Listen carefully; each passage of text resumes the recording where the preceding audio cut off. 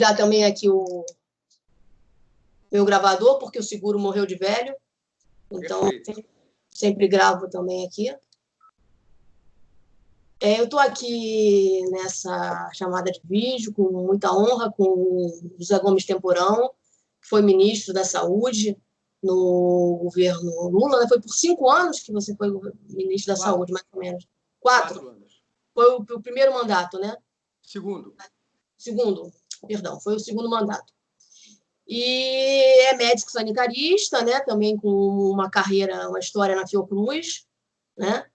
E a gente vai conversar um pouco sobre essa pandemia, né, que atingiu o mundo e também fazer alguma relação com a situação política do Brasil, né? O Eduardo Azeredo Costa, que foi o meu último entrevistado, né? Eu venho fazendo uma série, como eu falei para o senhor, né? Eu fiz primeiro a entrevista com o Pedro Reginaldo Prata, depois o Eduardo Azeredo Costa e agora é a sua. O Eduardo comentou uma coisa que eu achei interessante, né? Ele diz que ele não gosta da expressão política de saúde. Ele prefere política e saúde, né? Porque ele acredita que são duas coisas diferentes, mas que têm influência uma na outra, e a vida dele, em particular, né, sempre foi marcada pelas duas, né? E acredito que a sua, de certa maneira, também um pouco, né? Porque, além de médico, você também teve cargo importante, né, na política, né? E aí, a primeira pergunta que eu quero fazer é o seguinte: o dia de hoje ele prova que, além da crise sanitária, nós temos uma grande crise política no Brasil, né? A saída do Sérgio Moro. E, antes disso, nós já tínhamos tido a saída do Luiz Henrique Mandetta, do Ministério da Saúde, essa por decisão do presidente, né? Que foi ele que demitiu o Mandetta e colocou lá o Nelson Tais. Eu queria que, pensando nessa coisa de que a política e a saúde são duas coisas diferentes, mas complementares, né, como comentou o Azeredo Costa, queria que você fizesse uma reflexão de como que essa crise política está influenciando no enfrentamento da pandemia no Brasil. Bom, muito obrigado, Ana, pelo convite. É uma honra estar aqui conversando com você, os que estão nos ouvindo. Olha, influencia muito e influencia de modo muito negativo. Por quê? Veja, trata-se de uma doença nova, da qual se ainda muito pouco. Podemos dizer assim que nós estamos vivendo um experimento singular na história da humanidade. É como se nós estivéssemos em tempo restando evidências científicas, políticas, de saúde pública, sociológicas, antropológicas e culturais ao mesmo tempo. E um dos princípios fundamentais para você enfrentar uma situação desconhecida, pouco conhecida, em qualquer país, em qualquer governo, é, primeiro, respeito à ciência, respeito às evidências científicas e, evidentemente, olhar para o que está acontecendo no resto do mundo, que os outros estão fazendo. E nos falta exatamente isso, né? Essa liderança, essa coesão, esse discurso afinado. Nesse momento, a liderança máxima do país, o presidente, tem um papel intransferível, que é de mostrar para a sociedade, passar tranquilidade, mas passar firmeza, com transparência e liderar o processo de enfrentamento à pandemia. E o que nós estamos vendo é exatamente a ação de todos esses princípios, que são princípios fundamentais para qualquer país enfrentar com qualidade uma situação de pandemia. O presidente, desde o início, nega a ciência, virou garoto propaganda, que, na verdade, acabou de sair um artigo publicado, as evidências da hidroxicloroquina são as piores possíveis, né? Faz mais mal do que bem, brigou o tempo todo com o seu ministro, demitiu o seu ministro, nomeou um novo ministro que ainda não disse ao que veio, insiste na dicotomia entre economia e saúde, que é uma falsa questão. Na verdade, nesse momento, a economia tem que estar a serviço da saúde, em defesa da saúde. Então, você veja como as condições políticas que o Brasil vive nesse momento estão comprometendo drasticamente a capacidade do país responder com qualidade a esse desafio de saúde pública. Claro que nós temos outras fragilidades, que podemos conversar sobre elas, tanto do Sistema Único de Saúde, quanto da estrutura social, da desigualdade, o momento que a gente vive, um momento de crise econômica. Você tem o pior dos cenários. Você tem crise econômica, crise política, crise sanitária. E informações que nós temos, fora e dos especialistas, epidemiologistas, infectologistas, anunciam que nas semanas teremos um agravamento muito da situação e em alguns estados e capitais como Manaus, Fortaleza, São Paulo, Rio, Palmas, a situação caminha para um colapso da rede de saúde. E o grande responsável por toda essa questão, em última análise, infelizmente, é o presidente da República, que desde o início vem se comportando de maneira irresponsável, colocando em risco a segurança da nação e a vida dos brasileiros. Nós temos um fator, ainda na questão política, nós temos o fator militar, né? O Nelson Teich, o novo ministro da Saúde, anunciou a chegada do general Eduardo Pazuello para a Secretaria Executiva, com a tarefa de agilizar as medidas em relação aos insumos, remédios e equipamentos. Eu queria que você fizesse também um comentário como é que vê a nomeação de militares para funções estratégicas no combate à pandemia. Eu vejo com muita preocupação. Imagine, por exemplo, se tivéssemos escolhido, se alguém escolhesse um sanitarista para ser o segundo homem do Ministério da Defesa. Soaria exótico, né? Então, eu acho que essa nomeação ela é descabida. O SUS, há mais de 3 décadas, vem cumprindo sua missão com dificuldades, mas com brilhantismo também. Na verdade, contra tudo e contra todos, conseguimos construir em 3 décadas um sistema universal que aumentou muito a cobertura, tem programas de alta qualidade. Hoje é a única garantia para a população brasileira, para 150 milhões de brasileiros que dependem única e exclusivamente do SUS, diante dessa situação. Então, acho que é uma medida, eu não saberia nem definir como, porque não faltam técnicos de qualidade competentes para assumir esse cargo. Acho que eu não sei até que ponto isso foi imposto ao novo ministro, a quem eu não conheço pessoalmente, mas pode ter certeza que é uma pessoa que não conhece nada de saúde, pode conhecer muito de logística, pode conhecer muito de qualquer outra coisa, pode ser um excelente planejador, mas o fato de desconhecer totalmente as singularidades, as especificidades do setor saúde, e no momento de uma pandemia de grande risco sanitário, acho que foi uma medida altamente questionável. Com relação ainda ao ministro da Saúde, né, o Nelson Teich, ele diz que pode haver uma segunda crise na saúde pública depois que a pandemia se estabilizar por conta do que ele chama de uma demanda reprimida, né? Hoje, pessoas têm doenças crônicas, como câncer, ou emergências, como infarto e AVC, estão tendo dificuldade de acesso ao sistema de saúde por conta da prioridade à Covid-19, né? E depois essas pessoas iriam todas buscar o sistema de saúde.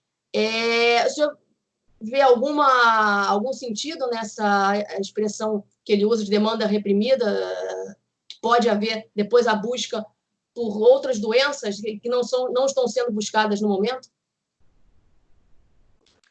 As pessoas continuam vivendo e continuam adoecendo do que adoeciam antes.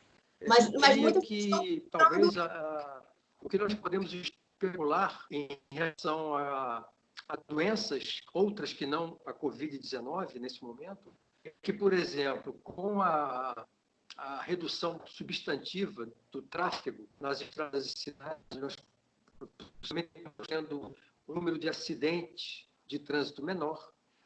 Nós possivelmente estamos tendo talvez um número de acidentes de trabalho menor. Por outro lado, nós estamos tendo mais violência doméstica, mais violência contra a mulher e contra a criança, por conta do confinamento também. E as outras doenças, como câncer, doença cardiovascular, elas continuam aí. O que pode estar acontecendo, acho que talvez o ministro não tenha se expressado bem, o que pode estar acontecendo, e é um fenômeno global, é que muita gente que tem doença crônica retarde a ida ao serviço de saúde neste momento com medo de se infectar. Não é? Isso. Mas o cenário que ele descreve é pouco plausível. Imaginar que as pessoas com doenças crônicas vão deixar de procurar assistência para buscá-la depois que a onda passar. Na verdade, elas estão demandando, nesse momento, as pessoas que fazem quimioterapia continuam fazendo quimioterapia. As pessoas que estão com outros problemas de saúde buscam assistência. O que pode estar havendo é um retardo, né? E isso é perigoso, porque as pessoas podem estar menosprezando os sintomas, né? Ou mesmo deixando que quadros se agravem, não buscando ajuda por conta dessa situação. Então, eu não acredito muito nessa história, não. Eu acho que nós estamos vivendo, nesse momento, as duas faces, né? É claro que quando essa onda passar, e nem o ministro sabe, nem nenhum de nós sabe, nenhum cientista no mundo hoje pode dizer o que vai acontecer nos próximos 2 meses. Eu acabei de ler vários artigos hoje pela manhã, e, na verdade, o grau de incerteza sobre a doença é enorme. Eu vou te dar só um exemplo concreto. O novo ministro fala em testar mais para, a partir daí, você ter mais conhecimento da realidade e iniciar um processo de flexibilização do isolamento social. Ora, primeiro, não se sabe até que ponto esses testes rápidos, que usam uma gota de sangue para fazer o diagnóstico, qual é a qualidade deles. Segundo, não existe ainda evidências científicas que mostrem se o grau de imunidade conferido às pessoas que entrarem em contato com o vírus é permanente ou não. Terceiro, não se sabe também se esse grau de imunidade é alto ou baixo. Ou seja, sabe-se muito pouco. Qualquer afirmação nesse sentido é chute, na verdade, né? Qualquer epidemiologista sério, qualquer pesquisador sério hoje teria sérias precauções e restrições de, neste momento, defender qualquer tipo de flexibilização do isolamento social. Aliás, eu diria que o que nós vamos assistir nas próximas semanas serão centenas e milhares de brasileiros morrendo por conta da irresponsabilidade dos nossos governantes. Porque, na verdade, o que está levando grande parte das pessoas a romperem com o isolamento social é a impossibilidade de sobreviverem em casa. 40 milhões de trabalhadores que trabalham por conta própria, 11 milhões de desempregados, né? E as medidas econômicas que o governo anunciou e garantiu até agora são risíveis. Os R$600 por 3 meses, que não estão nem chegando às pessoas adequadamente, quando nós precisaríamos, nesse momento, de uma política anticíclica totalmente heterodoxa para fazer frente a essa situação, com uma renda universal, com investimentos maciços em saúde, com uma reconversão da nossa indústria para produção de equipamentos e insumos para o Sistema Único de Saúde. Nada disso você vê o governo discutir. Então, é pouco sério, nesse momento, defender retorno ou flexibilização do isolamento social. Aqui no Rio de Janeiro, por exemplo, o governador, que estava propenso a repensar a situação as medidas restritivas que vigem no Rio de Janeiro hoje, já deu uma declaração ontem dizendo que está revendo e que não vai tomar nenhuma medida que mude a situação. O que acontece na prática é que nós tínhamos um isolamento que estava na faixa de 60%, até um pouco mais, e hoje não creio que ele esteja acima de 40%. O fluxo de veículos nas cidades aumentou, as pessoas estão saindo de casa, e isso aponta para um cenário muito dramático nas próximas semanas. Com relação ao isolamento social, na época da H1N1, né, que foi a crise sanitária que o senhor enfrentou na época que era ministro da Saúde, não foi preciso, né, o isolamento social dessa maneira como está sendo feito hoje. Eu queria que o senhor falasse um pouco, fizesse essa comparação e explicasse um pouco por que não foi preciso naquela época. Pois é, são situações interessantes de serem analisadas e comparadas, né, em 2009 e a situação atual, né? Em 2009, o que aconteceu? O início foi muito semelhante. Um vírus, embora de famílias diferentes. Em 2009 foi o vírus da família influenza, que causa gripe comum. Teve a capacidade de passar de suínos para o ser humano. Começou no México, né? Então, o início foi muito parecido. Eu estava outro dia revendo a mídia do ano de 2009, de abril, maio de 2009, e a sensação de impotência, de medo, de insegurança, muito parecido com o que aconteceu no Brasil 2 meses atrás. Mas as diferenças aí aparecem, elas são muito expressivas. Primeiro, naquela época nós tínhamos um medicamento, e no caso do coronavírus não temos nenhum medicamento. Segundo, nós tivemos condições de num tempo muito curto, ter uma vacina. Por quê? Porque como o vírus de 2009, o H1N1, é da família dos vírus influenza, nós temos uma vacina para a influenza usada no mundo inteiro, essa que a gente toma todos os anos, né? Nos meses de março e abril. E o Instituto Butantan, em São Paulo, é um dos maiores fabricantes de vacinas contra a gripe no mundo. Então, em janeiro de 2010, nós já tivemos condições de vacinar. Só para dar um exemplo, o Brasil vacinou 100 milhões de pessoas, metade da população. Foi o país que mais vacinou no mundo. E terceiro, que a letalidade, percebeu-se rapidamente que a letalidade do H1N1 era muito semelhante à letalidade dos outros vírus influenza. Então, tem vários estudos já que demonstram isso. A letalidade, né? A gravidade da doença que é causada pelo coronavírus é muito maior, leva a um número muito maior de óbitos. Já há mais... Em média, as pessoas ficam pelo menos 15 dias, 5% das pessoas que entram em contato com o coronavírus necessitam de ficar internadas por mais de 15 dias. Então, são diferenças muito importantes que levaram a que naquele momento não tivesse sido necessário uma estratégia de contenção, de isolamento, como está acontecendo nesse momento. Ou seja, este vírus é muito mais agressivo, é muito mais grave, tem uma capacidade de disseminação muito grande e, infelizmente, nós não temos ainda ciência para ter uma medicação e a vacina ainda está distante. Eu ia falar justamente agora da questão da ciência das medicações, né? Tem várias especulações já que rolam sobre medicamentos. Aqui no Brasil se fala muito de cloroquina, né? Hoje o Trump chegou ao absurdo de falar em injeção de desinfetante. Você deve ter visto essa declaração, né, do Trump. Enfim, isso tudo confunde muito as pessoas, né? O que a ciência já pode nos dizer sobre isso? Já há alguma resposta ou não há realmente nenhuma resposta com relação a medicamentos? Olha, infelizmente, a única resposta que a ciência pode nos dar neste momento é: fiquem em casa. Isso pode parecer assim dramático, mas é a verdade. O isolamento é a única resposta. Exatamente. Do ponto de vista de medicamentos, vamos lá. Existem centenas de experimentos acontecendo neste momento no mundo inteiro. O Brasil, inclusive, faz parte de uma rede mundial que está testando vários medicamentos. São antirretrovirais, hidroxicloroquina, associação de hidroxicloroquina com antibiótico. Acabou de ser publicado numa revista internacional de prestígio um estudo realizado por pesquisadores da Fundação Oswaldo Cruz e de outras instituições no Amazonas, demonstrando que o uso de altas doses de hidroxicloroquina em pacientes graves não deve ser utilizado. É um estudo científico feito com alta qualidade que demonstra, por exemplo, que a possibilidade desse medicamento funcionar como se propagandeou alguns meses atrás, inclusive pelo próprio presidente, é falsa. Então, em relação a medicamentos, nós não temos, até o momento, nenhum medicamento que atue diretamente sobre o vírus e, por exemplo, pudesse ser usado no início dos primeiros sintomas, né, reduzindo o grau de gravidade, que é o que nós gostaríamos de ter. Uma droga que, aos primeiros sintomas, você pudesse tomar e impedisse que as pessoas evoluíssem para quadros mais graves. Infelizmente, nós não temos. A primeira vacina começa a ser testada agora na Alemanha. Teremos os primeiros resultados preliminares em junho, julho. Se essa vacina funcionar, é provável que no primeiro trimestre do ano que vem, possivelmente possamos ter uma vacina. Aí o cenário muda. Tendo uma vacina, nós vamos poder utilizar essa vacina e proteger as pessoas contra essa doença específica. Mas, no momento, infelizmente, nós não temos nem medicamento, nem vacina. Bom, SUS, né?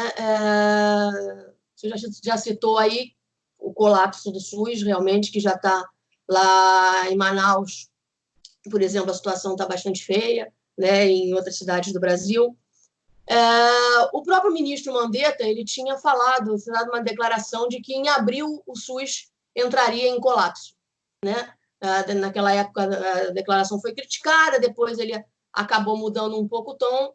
O Eduardo Azeredo Costa comentou muito sobre isso, falou que concordava, eu entrevistei ele em março, né? Ele disse que concordava que em abril já estaríamos num colapso. E então eu queria que você comentasse um pouco sobre a capacidade do SUS de atender a demanda que já está vindo, que ainda virá. Bom, primeiro eu quero dizer o seguinte: nenhum sistema de saúde no mundo está preparado para enfrentar uma situação como essa. Qual é a questão central, para as pessoas entenderem, né? Uma doença que cerca de 80% das pessoas vão entrar em contato com o vírus e não vão sequer apresentar sintomas ou vão apresentar sintomas muito leves. Cerca de 15% vão apresentar algum tipo de evolução que, eventualmente, pode precisar de um pouco de assistência. E 5% vão desenvolver quadros mais graves. O problema é que esses 5% vão necessitar de atenção muito especializada em hospitais, usando medicação, fazendo diálise, porque existe uma falência renal em muitos pacientes, necessidade de ventilação, necessidade de cuidados intensivos. Então, uma quantidade muito grande de pacientes sobrecarregam o sistema de saúde de qualquer país. Basta olhar o que aconteceu na Europa, na Itália, na Espanha, em outros países, e o que está acontecendo nesse momento nos Estados Unidos. Então, a rigor, nenhum país está totalmente preparado. Muito bem. Dizendo isto, nós temos que analisar que SUS é esse que nós temos, né?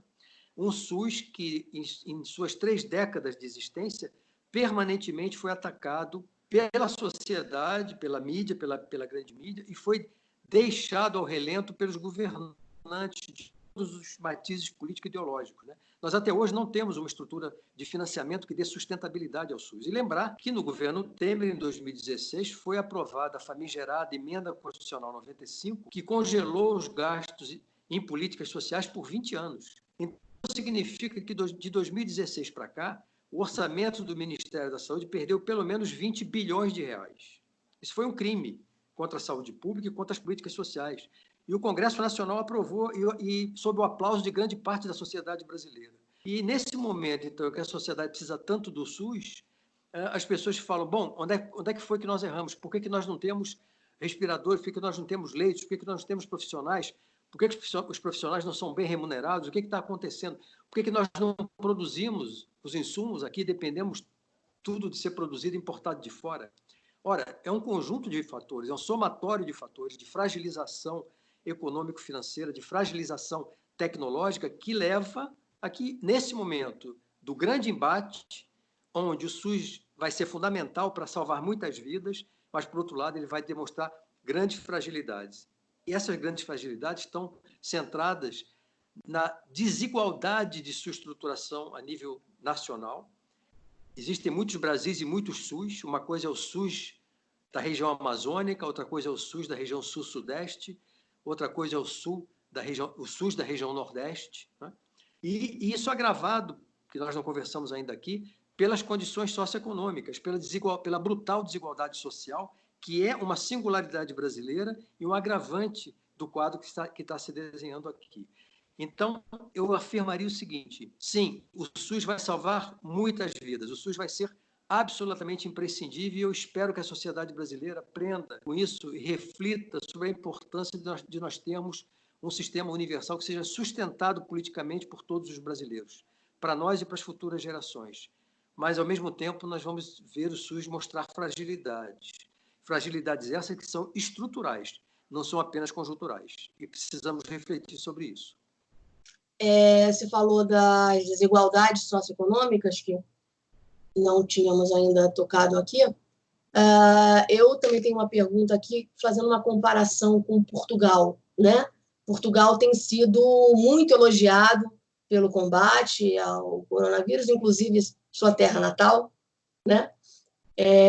Tem sido muito elogiado pelo combate ao coronavírus. E, claro, não tem a desigualdade que nós temos aqui, né? É um país também muito menor, enfim, é uma série de diferenças. Mas eu queria que você fizesse um rápido comentário, eu imagino que você esteja acompanhando também as medidas que têm sido tomadas em Portugal. O que deu certo lá? Por que deu tão certo lá? Bom, deu certo o seguinte: primeiro, a sociedade portuguesa aderiu massivamente ao isolamento social. Aliás, a sociedade fez isso antes do governo. O governo correu atrás da sociedade, né? Segundo, o sistema de saúde português é como o nosso SUS. Eles têm um sistema universal também. E, claro, um país com 10 milhões de habitantes e uma situação de um sistema muito mais sólido, de muito mais qualidade que o nosso, com muito mais recursos, né? E, segundo, um país muito mais homogêneo. Quando você olha para a Europa como um todo, Portugal não é um país rico, mas é um país, comparado com a situação brasileira, muito mais homogêneo do que o Brasil. E, mais importante, lá nós não temos um primeiro-ministro que vai para a televisão com frequência falar sandices. ou criar inquietação na sociedade ou dizer que as pessoas têm que sair de casa para trabalhar e não escutem o que o ministro da Saúde está dizendo. Isso lá não acontece. Então, acho que são exatamente, acho que é isso que explica. Coesão, liderança, qualidade do sistema de saúde, uma menor desigualdade social e um primeiro-ministro sério, que preza a ciência e defende a vida dos seus concidadãos acima de qualquer coisa. Bom, deixa eu ver aqui. Você falou da questão da normalidade, que nenhum cientista é capaz de dizer quando é que vai voltar essa normalidade. Também nem sabemos exatamente o que seria uma normalidade, né? Mas quando vai voltar a poder haver aglomerações, a poder haver grandes shows com grandes pessoas reunidas, né? Quando é que vai poder voltar isso? Realmente não há nenhum tipo de previsão com relação a isso? Não é possível nenhum tipo de previsão? Não há. Eu diria que grandes eventos com multidões aglomeradas, esqueça. Esqueça. Probabilidade de daqui a alguns meses, não saberia dizer quantos meses, 2, 3 meses, você iniciar um processo de volta a essa nova normalidade, que não será a normalidade normal, será uma normalidade nova, que a gente não sabe ainda qual por etapas, por setores, é o mais provável. Aliás, isso começa a acontecer agora na Alemanha, está começando a acontecer também na França, nós vamos poder, inclusive, aprender. Eles estão alguns meses na nossa frente, vamos poder aprender com eles também como é que eles vão fazer, quais vão ser os resultados. Mas enquanto nós não tivermos mais evidências, por exemplo, uma das mais importantes, as pessoas que entram em contato com o vírus ganham imunidade permanente? Ainda não há uma resposta definitiva, né? Não, nós não temos ainda uma resposta para isso. Se a resposta for sim, tudo muda. Se a resposta for não, também tudo muda para pior. Então, nós temos que aguardar ainda um pouco mais. A ciência mundial está fazendo um gigantesco esforço. É impressionante. Isso aí é uma área que nós avançamos muito. De 2009 para cá, pensando na minha época do H1N1, as redes de pesquisadores, recursos para pesquisa, novas investigações. Nós vamos ver muita coisa interessante nova nas próximas semanas e próximos meses. Mas neste momento, Ana, que nós estamos conversando, infelizmente, o grau de certitude, o grau de certidão é muito grande. Eu vi uma entrevista sua, não me lembro agora exatamente para qual veículo, que você falava na influência da comunicação no mundo de hoje, né? Como que o WhatsApp, enfim, tudo isso está influenciando. Né? Eu queria também te pedir para fazer um comentário sobre isso, né? Porque em 2009 nós já tínhamos uma tecnologia avançada, mas em 10 anos a coisa explodiu de uma forma muito grande, né? Como é que você vê essa influência da comunicação nessa pandemia? É verdade. Naquela época, nós não tínhamos Facebook, não tínhamos WhatsApp, não tínhamos... O 4G ainda era um projeto, quer dizer, as pessoas trocavam de celular de 5 em 5 anos, ou de 6 em 6 anos, quer dizer, as redes sociais estavam engatinhando, as pessoas se conectavam à internet muito mais pelo computador em casa do que pelo celular, então mudou radicalmente. Por um lado, isso é uma grande vantagem, porque você hoje consegue... Nós estamos aqui conversando e, de repente, daqui a pouco, dezenas e centenas de outras pessoas estão vendo a nossa conversa. Então, você tem uma capacidade de disseminar informação de qualidade muito grande. Mas, por outro lado, você tem também a fábrica de notícias falsas, que são incríveis, né? Porque o tempo todo, inclusive, existe já uma discussão na sociedade brasileira começando de criminalizar a produção e disseminação, porque seria um crime contra a saúde pública, é um crime contra a saúde pública, não é? Você, por outro lado, também você tem uma capacidade maior de que redes de colaboração de pesquisadores possam, em tempo real, estar discutindo, apresentando evidências, avançando em termos de conhecimento. Eu diria que a comunicação e a informação com transparência numa situação como essa, ela é tão importante quanto ter leito, respirador, médico e enfermeiro.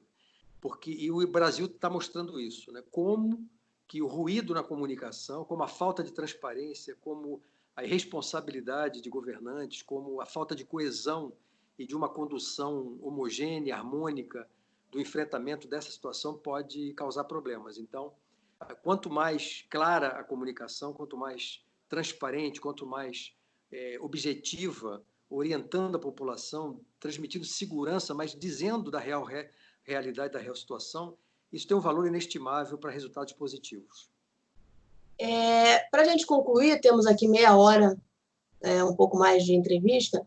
Eu queria que você falasse como você, particularmente, enfim, como pessoa, tem lidado com a situação, se você sente medo, né? Porque as pessoas tem algumas que estão entrando em processos psicológicos muito complicados, né? E como é que você tem lidado com essa situação? Você sente medo? Bom, eu tenho 68 anos, eu vivo na minha casa com minha mulher, que tem 65 anos, com a minha sogra, que tem quase 90 anos, com um filho, e é evidente que todos nós ficamos preocupados, né? No meu caso, como eu ainda sou médico e estou acompanhando de perto toda a situação, então sei, digamos assim, de muita coisa e muita informação, é claro que há uma preocupação, mas a minha grande preocupação nesse momento, minha angústia, é poder estar observando o que está acontecendo sem poder dar uma contribuição maior. Eu tenho trabalhado muito, tenho dado dezenas de entrevistas, escrito artigos, enfim, feito o que eu posso fazer, participo de muitas redes, de muitos grupos que trocam informações, que conversam, que mobilizam pessoas, acho que isso é fundamental. Mas hoje eu te diria que eu estou mais angustiado pelo que vai acontecer com o nosso país, pelas dificuldades que nós vamos atravessar nos próximos meses, do que pela minha situação pessoal ou individual. É claro que a situação de quarentena, de confinamento, de estar sempre em casa, de não poder sair, de não poder abraçar as pessoas, nós poderíamos, Ana, estar conversando lado a lado, né? Se fosse uma Claro, situação moramos normal. aqui na mesma cidade, né? Não é isso? Aqueles beijinhos iniciais, um abraço, um cumprimento e conversar. Mas estamos aqui. Aliás, não sei se você Você está está aí, eu vendo estou essas aqui. fotos aqui atrás. Está vendo essas fotos aqui atrás? Ah, Essas fotos é tudo de pessoas que eu entrevistei pessoalmente. São fotos minhas com entrevistados. E você então, pode ir para essa galeria, não vai, então, por enquanto não vai poder, mas depois a gente bota você nessa galeria. que bom, vai ser uma honra. Então, acho que é isso. Claro que isso mexe com todos nós, é uma situação nova, né? Mas eu espero que a gente saia dessa situação também com um olhar diferente para algumas dimensões. Eu acho que a questão, primeiro, que eu gostaria de destacar, é a questão do Estado, do papel do Estado. Acho que tudo que nós estamos vivendo evidencia a falácia dessa coisa de que o mercado tudo resolve e que o Estado é a grande causa de todos os problemas do Brasil. Pelo contrário, o Estado vai passar a assumir, até porque a situação econômica vai ficar no chão, e sem o Estado forte e que lidere esse processo de reerguimento da própria economia, nós não vamos avançar. Segundo ponto é a questão da ciência.